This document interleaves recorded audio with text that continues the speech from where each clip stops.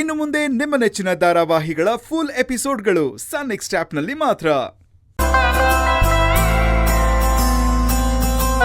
ನಕುಲ್, ಪದ್ಮಿನಿ, ನಿಮ್ಮಿಬ್ಬರನ್ನ ಇಲ್ಲಿ ನೋಡಿ ನನಗೆ ತುಂಬಾ ಸಂತೋಷ ಆಯ್ತು. ನಮಗೂ ಅಷ್ಟೇ. ಆಸ್ಪತ್ರೆಯಲ್ಲಿ ನಿಮ್ಮನ್ನ ನೇರವಾಗಿ ನೋಡಕ್ಕಾಗ್ಲಿಲ್ವಲ್ಲ, ಅದಕ್ಕೆ ಇಲ್ಲಿಗೆ ಬಂದ್ಬಿಟ್ವಿ.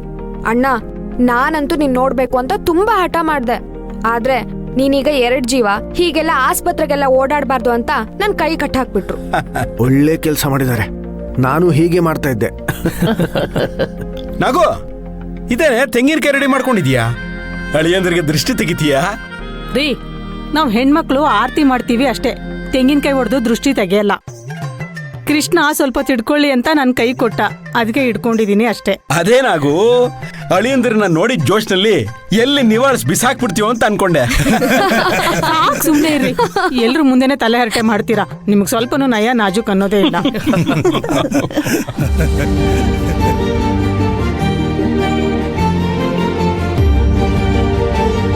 ಅಬ್ಬಬ್ಬಬ್ಬಬ್ಬಬ್ಬ, ಇವತ್ತು ಈ ಮನೆಗೆ ಹಬ್ಬದ ಕಳೆ ಬಂದ್ಬಿಡ್ತು. ನೀವೆಲ್ಲ ಈ ತರ ನಗ್ತಾರದ್ ನೋಡಿ ತುಂಬಾ ದಿನ ಆಗ್ಬಿಟ್ಟಿತ್ತು.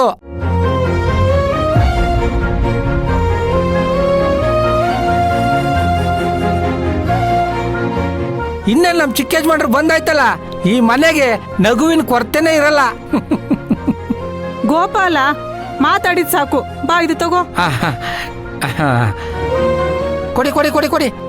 ಗೋಪಾಲ, ಯಜಮಾನ್ರೆ, ಇನ್ನು ನನ್ನ ಮೊಮ್ಮಗನಿಗೆ ಯಾವ ಕೆಟ್ಟ ದೃಷ್ಟಿನೂ ತಾಕಬಾರ್ದು, ಯಾವ ಕೆಟ್ಟ ಗಾಳಿನೂ ಸೋಕಬಾರ್ದು. ಹಾಗೆ ದೃಷ್ಟಿ ತೆಗೆ.